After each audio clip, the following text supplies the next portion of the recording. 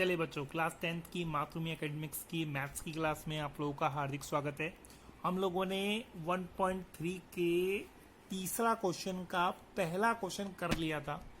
मैंने आप लोगों को कल बताया था कि मतलब 1/√2 एक अपरिमेय संख्या है, कुछ इस तरीके से क्वेश्चन था और मैंने आप लोगों को कल के वीडियो में से सॉल्व करवाया था। आप उस वीडियो को जाके देखिएगा, बहुत आसानी से सॉल्व करवा रखा है। ठीक है, अब आगे सेकेंड और थर्ड पार्ट को हम बढ़ाते हैं आगे। ठीक है, इसमें क्या है, सिद्ध करें निम्नलिखित संख्या अपरिमेय संख्या है, वही सिद्ध करना है, लेकिन क्वेश्चन बदल गए हैं। सेकंड और थर्ड पार्ट है, सेकंड पार्ट करते हैं पहले। सेकंड पार्ट है 7√5। ठीक है, तो फिर वही कहानी, माना 7√5 क्या है, एक परिमेय संख्या है ना। 7√5 क्या है, एक परिमेय संख्या है। ठीक है, तो 7√5 को हम किसके बराबर मानेंगे, आप जानते हैं, उसे p/q के फॉर्म में लिखेंगे, है ना। अब एक बात है, ये 7 गुणा में है तो ये 7 पूरा नीचे चला जाएगा इसके ना, तो √5 बराबर क्या हो जाएगा, p/q बट्टे कितना 7। ठीक है, अब एक लाइन आप लोगों को याद है, इस तरह के क्वेश्चन पहले भी कई बार करा चुका हूं कि यदि p/q एक क्या है, परिमेय संख्या है, तो p/q बट्टे 7 भी क्या होगी, एक परिमेय संख्या होगी, है ना। नहीं होगी, बताओ। ये तो हमने पहले भी पढ़ा है, जहां भी हम गुणा भाग जोड़ घटाना कुछ भी करते हैं परिमेय संख्या के साथ, वो परिमेय संख्या ही होती है। तो p/q 7 भी एक परिमेय संख्या होगी। तो इस तरह से √5 भी क्या होनी चाहिए, √5 भी एक परिमेय संख्या होनी चाहिए, क्योंकि वो उसके बराबर है, क्या है, बराबर है। परिमेय संख्या होनी चाहिए क्योंकि क्या है, वो इसके बराबर है।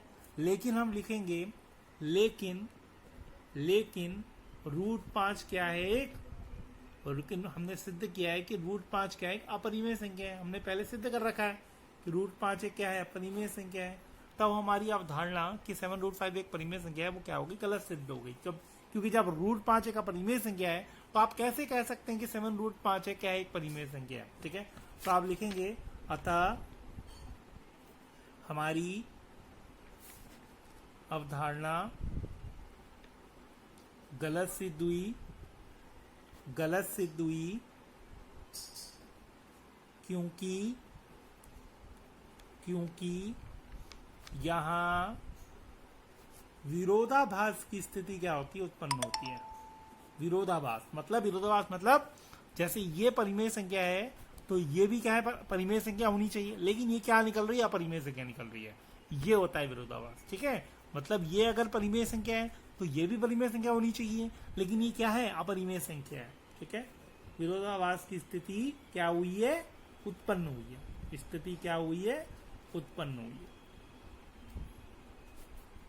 ठीक है बच्चों, ये विरोधाभास की स्थिति उत्पन्न हुई है। ठीक है, तो अतः क्या है, 7√5 क्या है, एक अपरिमेय संख्या। ठीक है बच्चों, चलिए, ये तो बहुत बढ़िया क्वेश्चन था, मैंने आप लोगों को पहले भी बता रखा है। ये क्वेश्चन बहुत आसानी से मैंने करवा दिया। 7√5 एक परिमेय संख्या है, परिमेय संख्या को p/q के फॉर्म में लिख सकते हैं, तो √5 बराबर p/q बट्टे 7। तो अब आप एक लाइन लिखेंगे, यदि p/q परिमेय संख्या है तो p/q बट्टे 7 भी एक परिमेय संख्या है। इस तरह से √5 भी एक परिमेय संख्या होनी चाहिए, लेकिन √5 एक अपरिमेय संख्या है।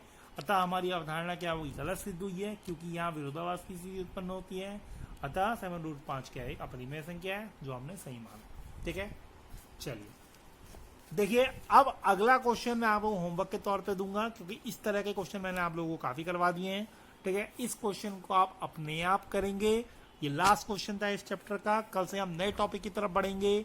कुछ 1.4 है, आप लोगों को नए क्वेश्चन कराए जाएंगे कल से। ठीक है, इस क्वेश्चन को आप खुद करेंगे, स्वयं करेंगे। ठीक है, थर्ड क्वेश्चन को आप स्वयं करेंगे।